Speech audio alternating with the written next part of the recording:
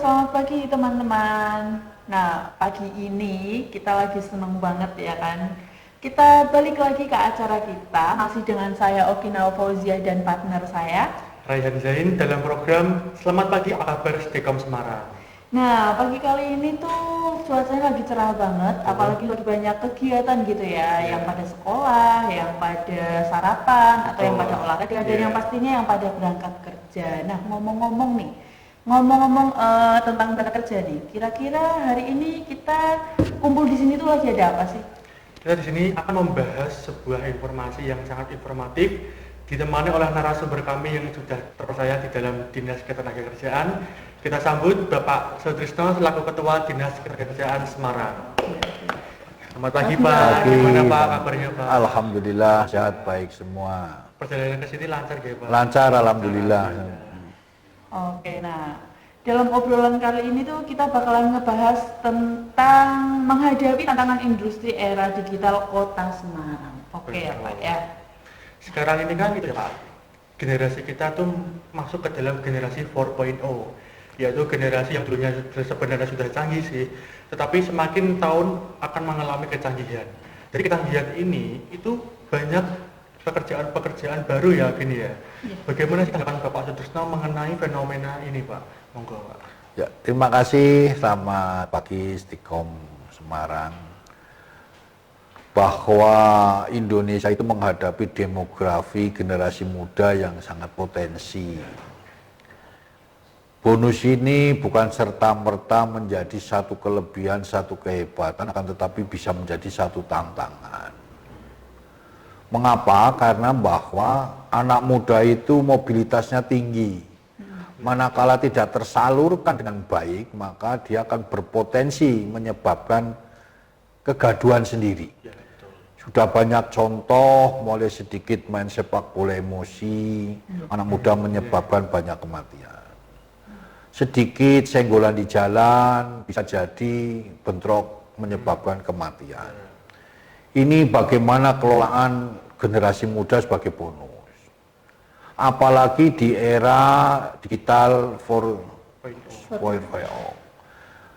Ada kegundahan, ada kecemasan seolah-olah bahwa manusia akan tergantikan secara otomatis oleh elektronik.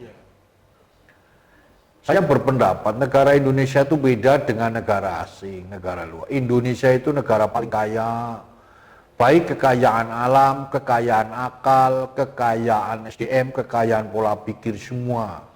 Kekayaan ini yang menyebabkan nantinya bahwa potensi-potensi Indonesia tidak akan sangat terpengaruh oleh globalisasi yang ada. Kita sudah teruji oleh globalisasi apapun, negara Indonesia tetap tengger. Mau ada inflasi tinggi, mau ada harga main, Indonesia tetap ada Indonesia, damian tetap ada, keterjangkauan membeli ada. Oleh karena itu tidak perlu ada kegundahan pada generasi muda, yang penting adalah ada semangat belajar. Semangat belajar, kenapa? Ilmu pengetahuan itu penting, tapi akan lebih penting lagi adalah cara ilmu itu digunakan. Banyak orang-orang pinter, banyak orang-orang yang cerdas, tapi tidak bisa cara menggunakannya. Sehingga ada kegagalan. Gagal bukan karena tidak memiliki ilmu pengetahuan, tapi gagal karena caranya yang dia keliru, caranya yang dia tidak pas. Oleh karena itu orang butuh pendidikan, butuh pengetahuan itu bagaimana mengolah cara. Contoh misalnya ini ada Stikom, Sekolah Tinggi Ilmu Komunikasi. Komunikasi semua bisa, dari bayi sampai orang mau meninggal bisa. Tapi cara menyampaikan untuk komunikasi itu bisa bermanfaat, komunikasi itu bisa menyejukkan, komunikasi itu yang sangat sulit dan sangat belum ada, sangat banyak. Oleh karena itu ada sekolah pendidikan itu bagaimana cara menyampaikan komunikasi itu, menyampaikan hal. Sehingga 4.0 atau mau 5.0 maupun apapun 6.0 mau 0.0 itu Indonesia tetap Indonesia. Mengapa? Karena Indonesia memiliki Pancasila yang sangat sakti, Pancasila yang sangat fundamental, dan Pancasila sebagai dasar negara yang mampu menjaga, merawat rasa kebangsaan, rasa kenegaraan, dan rasa keindonesiaan. Itu yang harus anak muda pegang betul, bahwa bedanya kita adalah Indonesia yang memiliki Pancasila. Oke. Terus nih Pak, apakah terdapat pekerjaan yang masih sama gitu, terus tetap bertahan di era gempuran canggihnya teknologi, terutama di kota Semarang? Indonesia itu negara seni, negara budaya. Seni dan budaya itu tidak otomatis dengan teknologi. Contoh UMKM, koperasi, itu masih ekonomi Indonesia yang dibangkitkan. Negara ini paling kaya di dunia hanya Indonesia. Yes. Negara yang punya keekonomian tinggi Indonesia, orang luar negeri mah nggak punya apa-apa.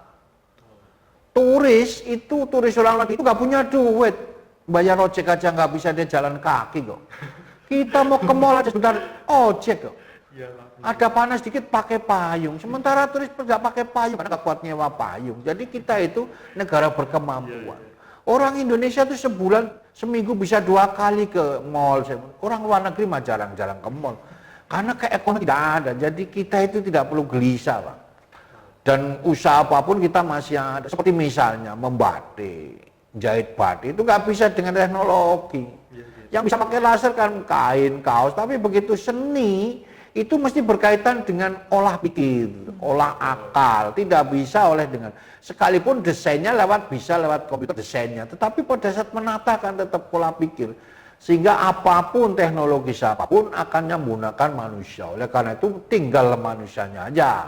Siap-siap apa. Tapi teknologi dijadikan dasar, ya. Sekarang semua dasarnya teknologi, ya. Kenapa? Segala suatu informasi serta sistem itu pakai teknologi. Ya. Lalu nih Pak, ini walaupun semuanya serba teknologi, misalnya dari kesenian itu juga pasti membutuhkan teknologi juga ya Pak ya. Seperti batik tadi, kita desainnya juga butuh dari teknologi sekarang itu. Lalu apakah dari Bapak sendiri punya tips nih untuk menghadapi perkembangan digital yang terus maju, khususnya bagi kaum pelajar seperti kami ini Pak? Ya. Monggo Pak. Setikom ini satu aset bangsa, satu aset ilmu yang bagus. Materi yang kita pasarkan itu materi seni, budaya, tapi caranya yang butuh teknologi. Bagaimana Stikom bisa menyampaikan animasi secara berkomunikasi bagus, menyampaikan dengan sistem animasi, sedikit bicara tapi banyak gambaran, banyak contohnya perlu diperlukan. Maka kecanggihan Stikom itu sangat penting. Kenapa? Stikom itu yang dijual 2. Satu, menjualkan generasi yang dapat dipercaya. Satunya adalah menjual teknologi. Dan sekarang teknologi yang dimiliki apa? Satu contoh misalnya tatkala mau memasarkan tentang misalnya produk minum lah, misalnya ini produk minum mau dipasarkan. Itu bukan minum yang diprodukkan, tetapi cara minumnya misalnya begini.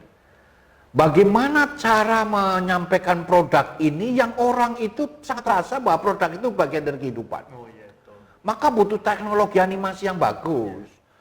Maka di dalam pendidikan ini bukan saja sekedar kita menyampaikan teori-teori, tapi bagaimana aplikasi sistem itu. Maka teknologi yang dimiliki apa? Sebab kalau kita membangun atau meningkatkan supaya orang percaya tapi tidak memiliki teknologi, ya ditinggal. Tapi teknologi yang tinggi apapun kalau tidak dipercaya masyarakat juga dijauhi. Oleh karena itu perpaduan antara nilai kepercayaan dan teknologi harus menyatu. Maka ada pendidikan bagaimana teknologi menyampaikan. Jadi misalkan siaran begini. Semua siaran kan bisa, semua TV, YouTube, TikTok itu kan bisa. Tapi bagaimana supaya beranimasi? Menyampaikan bahasa yang sebenarnya bahasanya tuh enak, gaungnya enak, suaranya nyaman. Maka aturan volume, aturan gambar, aturan setting itu sangat dibutuhkan. Dan itu membutuhkan satu sains sendiri, seni sendiri. Dan ini maka mahasiswa itu jangan baca buku saja, tapi bagaimana dia mengaplikasikan sistem yang ada. Dari mulai sinar, bagaimana pengaturan sinar, pengaturan suara, ritme, dan termasuk tata bahasa yang dipakai. Sebab penggunaan bahasa kalau tidak pas itu menyebabkan jadi gagal cara penyampaian. Saya kira itu. Kira-kira yang membedakan kecerdasan buatan robot sama kecerdasan emosi manusia itu apa Pak? Jadi begini, hebatnya manusia yang berpancasila seperti kita itu, kalau kita berpikir dengan akal, maka hanya akan menghasilkan angka, nilai. Iya, betul. Tetapi kalau bicara hati, itu maka akan bicara hidayah. Akal itu akan hanya menghasilkan ilmiah saja. Betul, Pak. Tapi kalau hati itu berpikir hidayah, maka hidayah itu menghasilkan kesejahteraan, kebahagiaan. Maka berpikir dengan hati itu nomor satu untuk menyampaikan akal itu jadi sehat, mata jadi sehat, itu menghasilkan satu sejahtera. Maka menghadirkan kebahagiaan itu sangat penting. Lah kita yang tidak pernah menyampaikan sesuatu dengan kebahagiaan. Produk ilmu itu bagaimana kita menghadirkan kebahagiaan kepada siapapun. Maka kalau kita kemudian berpikir robot itu kan benda yang dibatasi oleh waktu, dibatasi oleh gerak. Tapi akal manusia kan tidak. Apa yang dia lihat, apa yang tampak bisa merubah. Apalagi kita memiliki pengetahuan yang luas. Maka prinsip mahasiswa adalah jangan sekali-kali berbicara luas, berpikiran luas kalau belum berpengetahuan luas. Karena untuk menyampaikan pikiran yang luas harus berpengetahuan luas supaya apa? Tidak gagal atau ada rasa tanggung jawab keilmuan itu sendiri. Banyak orang memiliki ilmu tidak merasakan manfaat ilmu itu sendiri karena apa? Tidak ngerti dan tidak paham tentang bagaimana manfaat ilmu itu sendiri. Itu yang barangkali perlu mahasiswa di dalam. Iya. Baik teman-teman, pembahasannya sangat informatif sekali ya dari Bapak Satrisno. Kita akan sambung lagi setelah pesan-pesan berikut ini. Ingin kuliah tapi sibuk bekerja? Ingin kuliah dengan biaya ringan? Stikom Semarang mampu menjawab pertanyaan kalian. Kampus dengan keunggulan di bidang kehumasan dan broadcasting ini telah terakreditasi B loh guys. Di sini kalian bisa belajar banyak hal. Dari cara berkomunikasi dengan baik, cara menyiarkan berita, jadi kameramen, teknik fotografi, siaran radio, dan masih banyak lainnya. Ini loh guys program kuliahnya. Alamatnya ada di sini. Jangan kesasar. Ingat, akreditasi B loh guys, bukan kaleng-kaleng. So, tunggu apa lagi? Let's join us. Ingin kuliah tapi sibuk bekerja? Ingin kuliah dengan biaya ringan? Stikom Semarang mampu menjawab pertanyaan kalian. Kampus dengan keunggulan di bidang kehumasan dan broadcasting ini telah terakreditasi B loh guys. Di sini kalian bisa belajar banyak hal. Dari cara berkomunikasi dengan baik, cara menyiarkan berita, jadi kameramen, teknik fotografi, siaran radio, dan masih banyak lainnya. Ini loh guys program kuliahnya. Alamatnya ada di sini. Jangan kesasar. Ingat, akreditasi B loh guys, bukan kaleng-kaleng. So, tunggu apa lagi? Let's join us. Oke, balik lagi bersama kita di Apa Kabar Stikom TV Semarang. Dan kita langsung Lanjut ngobrol aja aja ya. ya. Lanjut aja lah gitu. Lanjut lagi nih pertanyaannya, silakan. Iya, yang dulu toh. Begini Pak, apakah dari Dinas Ketenagakerjaan Semarang sudah siap nih Pak untuk menghadapi gemburan digitalisasi Pak? Ya, jadi di Semarang itu angka pengangguran terbuka itu 9.800, di mana penduduk Semarang itu ada 1.600.000 sekian. Perusahaan yang ada di Semarang itu 4.000 sekian lah. Ya, Semua pekerja yang ada di kota Semarang hampir 255.000 pekerjaan. Walaupun yang bekerja bisa berbagai daerah. ya. Kemudian ekspansi dari perusahaan memang dibutuhkan satu teknologi. Sekarang misalnya model motor listrik, mobil listrik, kemudiannya jadi itu, maka di Indonesia, di Semarang itu sudah mulai menyetok tentang membuat kabel khusus kabel listrik. Maka kabel listrik apapun dibutuhkan juga tenaga, mesti ada tenaga tampil secara tangan, secara akal, juga ada penguasaan digital ya.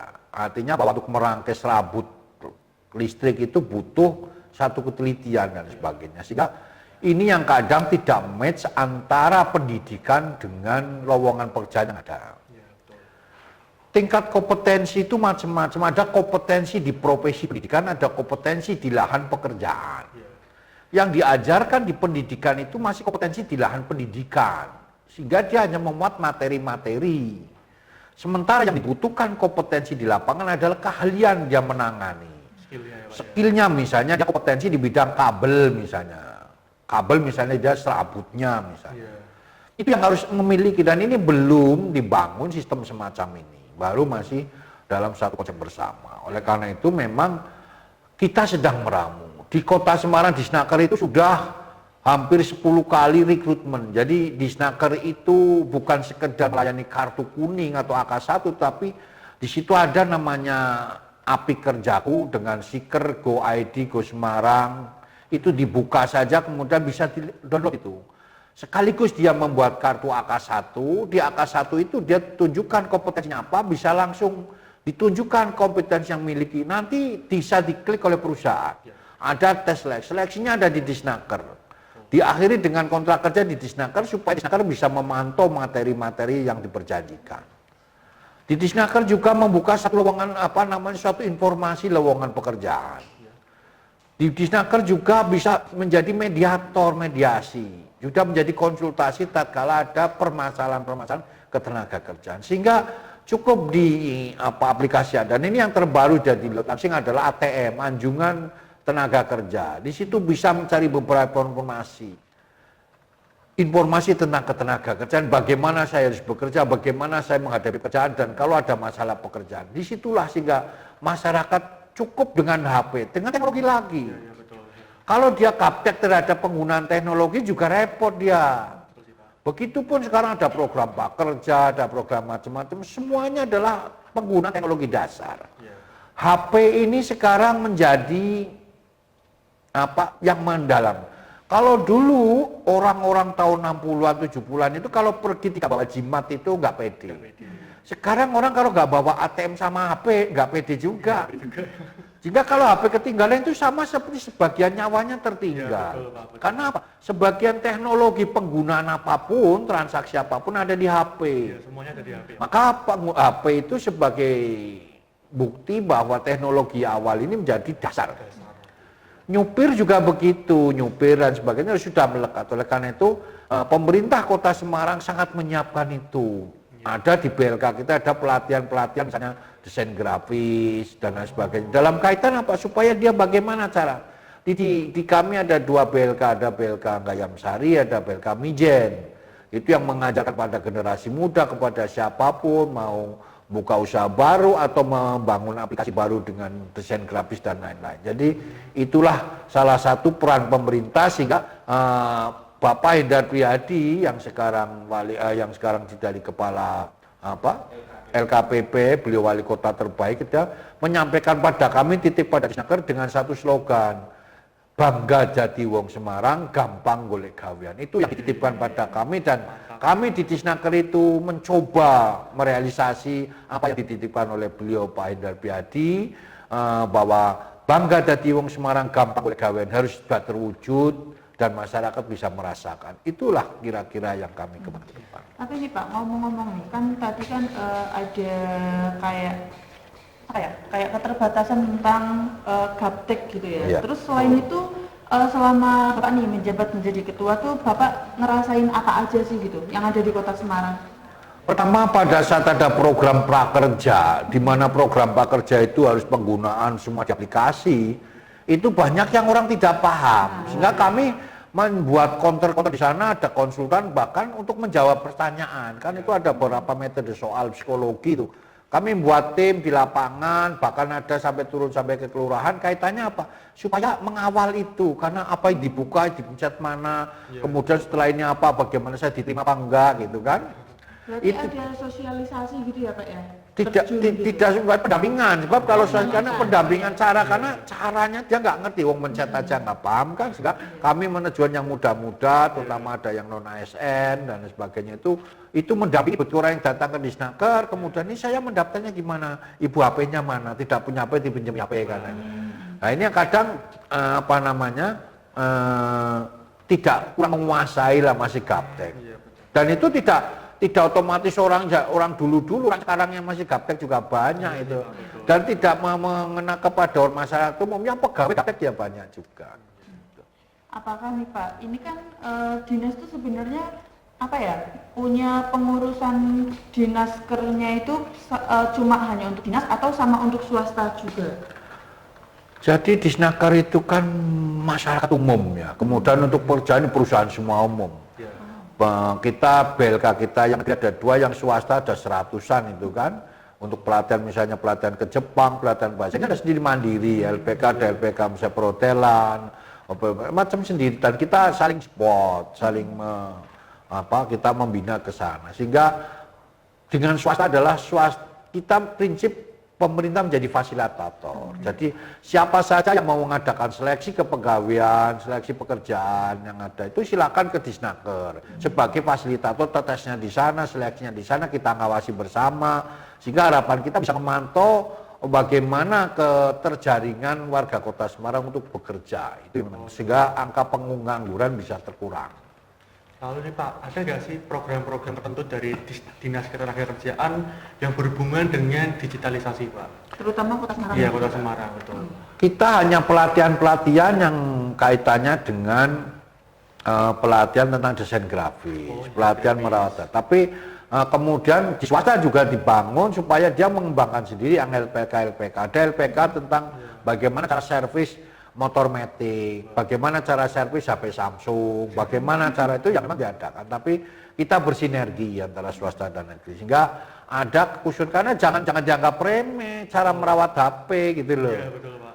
Jadi bagaimana merawat HP yang bagus? Umumnya orang kan tidak. HP trouble bingung, counter duta rusak bingung beli lagi. Padahal masih bisa dirawat dengan baik. Baik teman-teman, kita sambung lagi setelah pesan-pesan berikut ini. Ingin kuliah tapi sibuk bekerja? Ingin kuliah dengan biaya ringan? Stikom Semarang mampu menjawab pertanyaan kalian. Kampus dengan keunggulan di bidang kehumasan dan broadcasting ini telah terakreditasi BELO guys. Di sini kalian bisa belajar banyak hal, dari cara berkomunikasi dengan baik, cara menyiarkan berita, jadi kameramen, teknik fotografi, siaran radio, dan masih banyak lainnya. Ini loh guys program kuliahnya. Alamatnya ada di sini. Jangan kesasar. Ingat, akreditasi BELO guys bukan kaleng-kaleng. So, tunggu apa lagi? Let's join us. 3, 8 tambah 2, 9 tambah 1, versi masing-masing. Sehingga ada rasa kehormatan kepada siapapun. Begitupun mengatur waktu. Waktu tidak perlu diatur karena waktu dengan sendirinya akan mengikuti. Yang penting adalah ada kesiapan kita untuk hidup dan penghidupan. Dan mengisi kehidupan sendiri. Maka jadi generasi muda itu adalah ikutilah kegiatan-kegiatan yang banyak, organisasi-organisasi yang bagus, kemasyarakatan ada. Ikuti itu semua, jangan memisah dan jangan menjauh. Masih sekarang mau turun, karena apa? Mau tidak mau Anda akan di lapangan di masyarakat. Maka terjunlah, boleh aktif di PKK, Dharma Wanita, kemudian ikut misalnya di Karang Taruna, PMI, ada LPMK, ada RT/RW, macam-macam di Semarang itu. Ada KIM, kelompok informasi masyarakat, semua masuk di situ sehingga generasi muda tertempa dalam pengaturan waktu, tertempa dalam mengisi waktu, tertempa dalam mengisi pengetahuan dan perbedaan itu. Jangan menyendiri, jangan misalnya pemuda campurnya dengan campur orang tua nggak cocok, jangan. Karena nanti akan tua, Anda akan belajar orang tua dulu kayak apa. Karena ini sekarang milenialisasi itu adalah terjun payung dari perbedaan yang sangat tajam. mulai dari pola makan. Nah, kita yang angkatan tahun 70-60, pasti kalau makan mesti nasi padang, warteg yang besar-besar, harganya murah 10.000 tapi sekarang tidak. Nasinya kecil, harganya 50.000, sushi, kemudian macam-macam itu kan ramen. Jadi polanya sudah berjauh. Itu saya kira sehingga mari kita sama-sama semangat, generasi muda, terutama para mahasiswa, jangan berhenti membaca. Kalau hanya membaca HP saja Anda mudah, bacalah buku. Kalau Anda kesualayan mudah ke toko buku ya harus mudah. Beli pulsa harus lebih mudah beli buku. Baca HP, baca SMS lebih mudah baca buku. Dengan Anda sering membaca, pengetahuan Anda akan lebih luas dan bisa menggapai cita-cita. Dan jangan jauh dari masyarakat, jangan jauh dari organisasi masyarakat. Itu saya kira semua Anda bisa dan semua akan lebih sukses. Terima kasih. Baik Pak, yang terakhir bisa kasih pesan dan kesan untuk kita mahasiswa khususnya Stikom Semarang. Stikom tetap maju, rubahlah dirimu, dan hanya kau yang bisa merubah. Komunikasi bukan hanya suara, bukan hanya bicara, tetapi komunikasi adalah perubahan. Perubahan yang paling hebat adalah Power Rangers, paling cepat bisa berubah setiap saat, dan perubahan yang terbaik adalah untuk manfaat orang banyak. Stikom jangan hanya duduk, jangan hanya berdiri di tempat, tapi kiprahlah di sana, informasikan dengan baik. Dan semoga kita semua bisa, dan Stikom pasti bisa. Terima kasih, semangat untuk Stikom. Oke, sangat inspiratif banget ya obrolan kita kali ini ya. Terima kasih Bapak udah menemani obrolan kita hari ini.